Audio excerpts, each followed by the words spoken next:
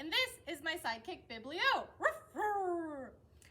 We wanted to explore space in the stars, so we checked out our non-fiction section in the 500s for natural science and in the 600s for applied science to find all the books about astronauts, stars, planets, and space. But you know, Biblio and I got so excited that we decided to build a spaceship. So climb aboard our spaceship. We're gonna blast off in 5, 4, 3, 2, 1, blast off! Whoa, the gravity isn't on in the spaceship. Hey, spaceship, turn on the gravity. Ah! Whew. That's better. Welcome to my spaceship. We're in space, and we have so many questions about space.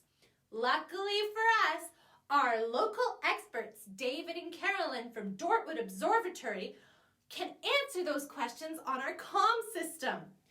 Hey, spaceship, call Dortwood.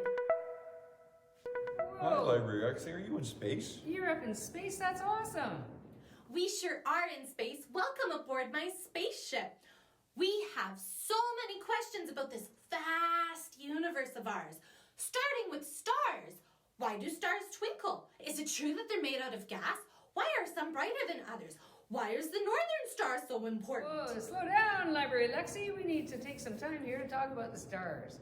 So I'm going to let Dave start with our very own special star. Hi, everyone. This is our star. Unlike other stars, it's in our sky every day. In the nighttime, we just don't see it. But that's what constellations are made of, are stars. And they're all different colors, sizes. And why do they twinkle? Stars twinkle because of our atmosphere is the most reason. The more atmosphere we look through, the twinkler they'll look. Or the unsteadier our sky is, they'll also twinkle a lot. So if they're really low on the horizon as they're coming up, you're going to see lots of twinkling, possibly lots of color flashes, which is really cool. Look at it. Wow! Look out my spaceship's front window. That's the sun. It's incredible to me that we rotate around this huge ball of gas called the sun. Now, David and Carolyn, you mentioned constellations. What is a constellation? Constellations. Well, constellations are made up of stars. We see them in the night sky. Some of them are quite recognizable because of their shapes. They're very distinct. But we also tend to believe that that's only a constellation, where the ones we see and recognize as the Big Dipper, we call it, is an asterism. That's part of a constellation. It's just another group of stars that create a pattern that is very recognizable. And what I have here is the Big Dipper. As you can see, the Dipper, that's what we'll see at night. It's very prominent in the North sky. But all these other stars are the constellation, which is called Ursa Major, the Big Bear. It's called many other things in other religions and groups around the world for thousands of years. This is what we recognize in the sky as the Big Bear, or Ursa Major, the Big Dipper. So how can we see different constellations at different times of year? The reason we see different constellations different times of the year is because we are rotating. Our planet is rotating towards the east. And actually the best time to see things at night is in the middle of the night, when we're rotating towards, into space. This is winter sky. This is the winter sky, one section of the winter sky. And this is a representation of the summer sky. Completely different constellations. I don't know if you can make them out or not. This is all our summer. So as it changes by the minute, you can literally stand there and watch it move. And every night you went out, the next night, that same spot you were looking at would have moved basically 4 minutes in its rotation. And because we live in the north, we get to see our North Star, and everything rotates around that. It's called a circumpolar. That's why it always looks like it's in the same place.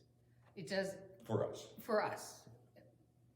Now, granted, we're always traveling through space. We're always rotating, we're always moving.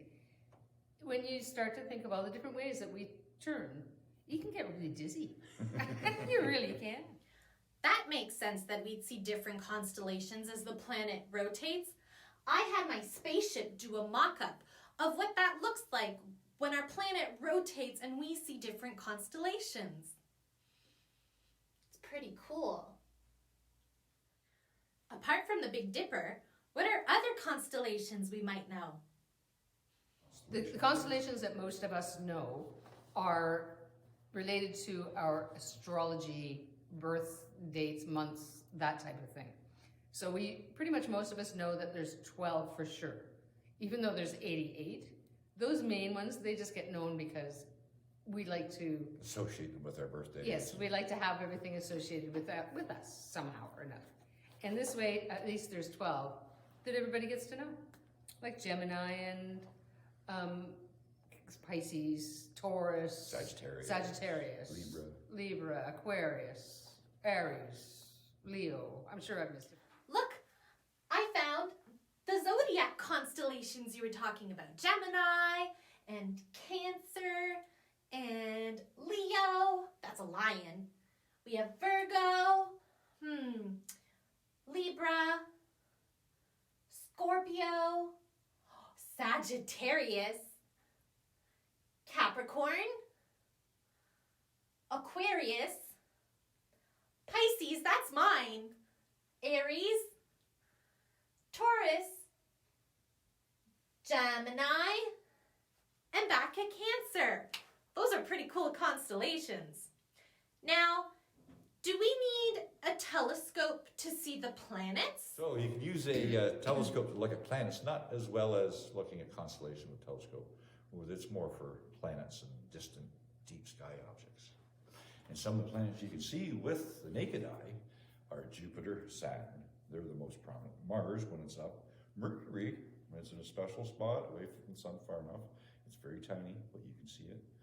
And if you're really dark skies, you might be able to see one of the other ones. But for the most part, those four are the ones that you're going to see. Oh, and Venus. And Venus, yes. It's very bright.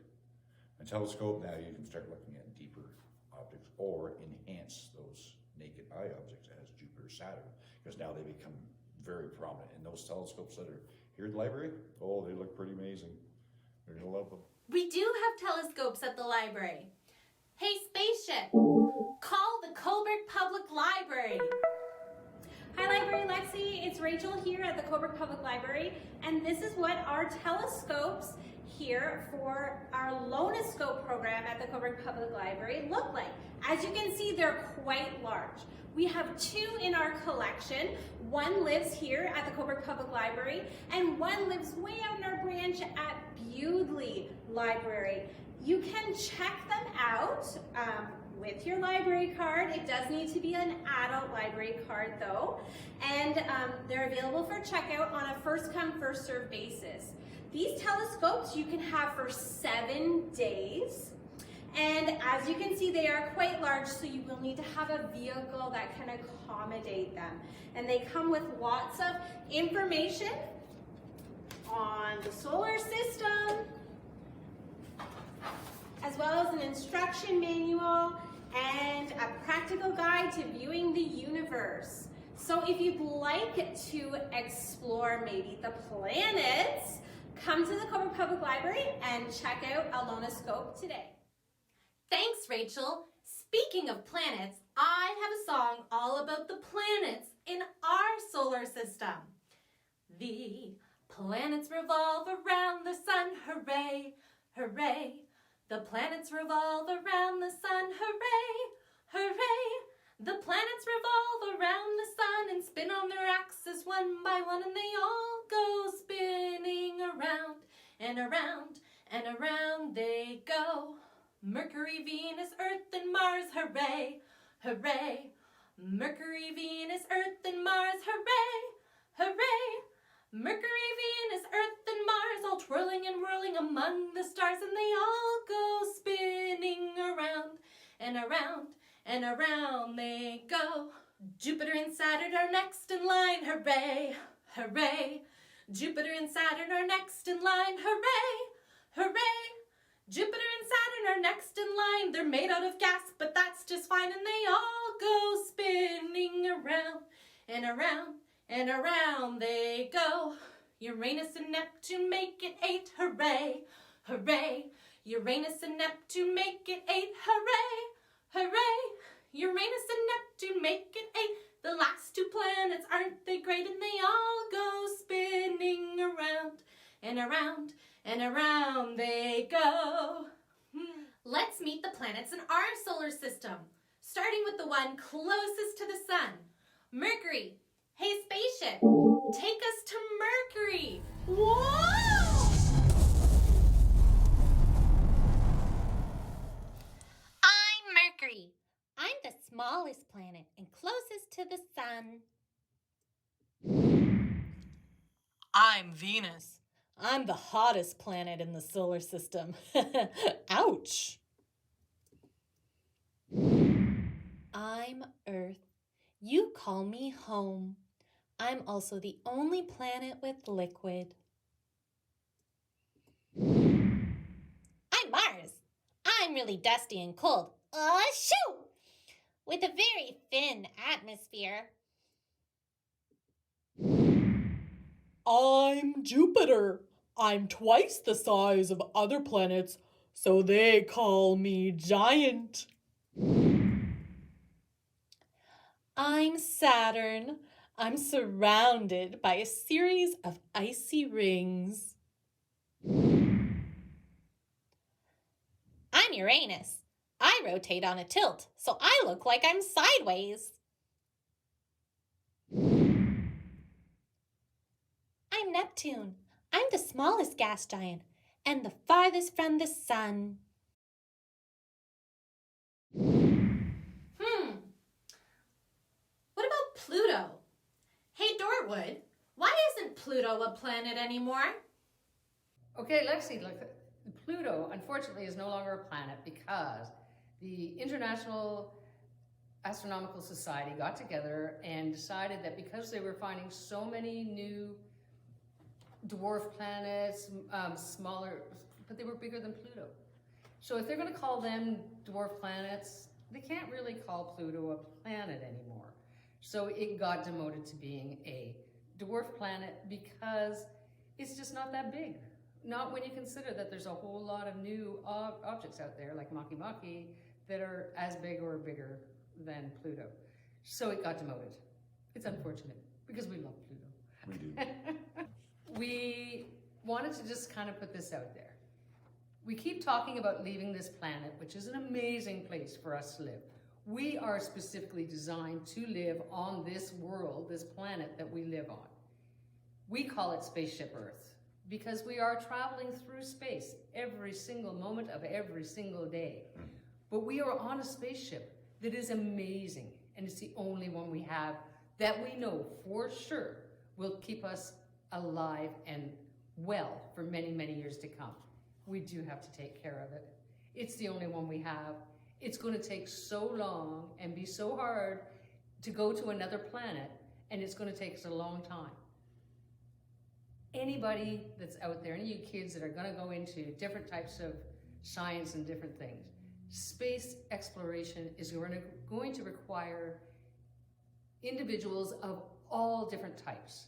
There's going to need to be really good scientists, but there's also going to be really good engineers, and we're going to need really good people at understanding life, how it works and how it forms, so that they'll be able to go to a new planet and perhaps discover life that we perhaps wouldn't, as a layperson, know. There's a lot of things that can be done. Space exploration is going to be amazing.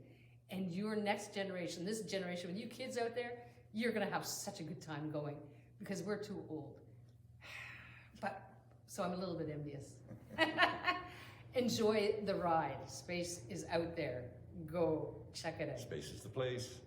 Keep looking up. Clear skies and keep looking up. Always. Wow! Thanks, David and Carolyn from Dortwood Observatory. We learned so much about space today.